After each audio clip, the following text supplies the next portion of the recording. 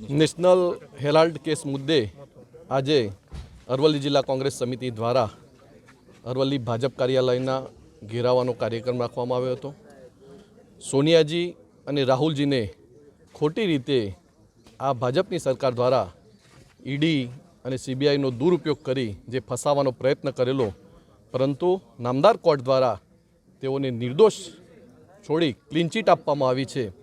ત્યારે આપણે જોયું કે ભાજપ સરકાર હંમેશા વિરોધ પક્ષના નેતાઓ સાથે ઈડી અને સીબીઆઈનો દુરુપયોગ કરી અને કઈ રીતે આ નેતાઓને ફસાવા એ માટે હંમેશા પ્રયત્ન કરતો હોય છે. પરંતુ લોકો પણ જાણી ગયા છે કે આ ભાજપની સરકાર હંમેશા સીબીઆઈ અને ઈડીનો દુરુપયોગ કરી અને નેતાઓને જે ફસાવાનું કામ કરી રહી છે, વિરોધ પક્ષના નેતાઓને જે ફસાવાનું કામ કરી રહી છે, એમાં નામદાર કોર્ટો પણ હંમેશા સત્યમેવ જયતે ના નારાને ચરિતાર્થ કરતા હોય છે. અને જે નિર્દોષ છૂટ્યા એ બદલ અમે આજે દેખાવ કર્યા.